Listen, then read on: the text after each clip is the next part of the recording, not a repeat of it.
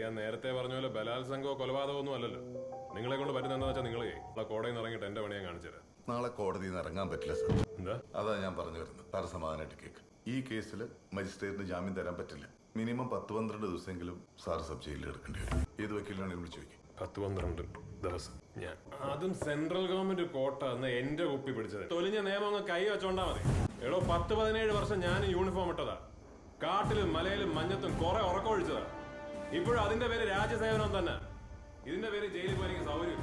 അല്ല, ഞാൻ ഇപ്പൊ ഇവിടെ നിന്ന് ഇറങ്ങി എന്റെ വണ്ടി എടുത്തോണ്ടെങ്കിൽ പോയാൽ നിങ്ങൾ എന്ത് ചെയ്യും? നിങ്ങൾ എല്ലാവരും കൂടെ എന്നെ വെടിവെച്ചുല്ലോ. എനിക്ക് തോളൻ നക്ഷത്രം 2 എടോ പോണോന്ന് വിചാരിച്ച ഞാനൊക്കെ പോകും. കാണുമല്ലോ. അറസ്റ്റ് റെക്കോർഡ് ചെയ്തിട്ടുള്ളതാണ്. നിങ്ങൾ ഇവിടുന്ന് പോകാൻ ശ്രമിച്ചാൽ അത് കസ്റ്റഡിയിൽ നിന്ന് ചാടി പോരാ. ഞങ്ങളുടെയൊക്കെ ജോലി പ്രശ്നമായതുകൊണ്ടും നിങ്ങൾ പോവാതെ നോക്കേണ്ട ഞങ്ങളുടെ ഡ്യൂട്ടി ആയതുകൊണ്ടും ഞങ്ങൾക്ക് ബലം പ്രയോഗിക്കേണ്ടി വരും. താങ്കൾക്ക് ഡിഫെൻഡ് ചെയ്യാൻ പറ്റാത്ത രീതിയിലുള്ള ബലം. സാറിന് അങ്ങനെ പോകാൻ പറ്റില്ല. പറ്റുമോ? ലോകം വരെ കണ്ടിട്ടില്ലല്ലേ?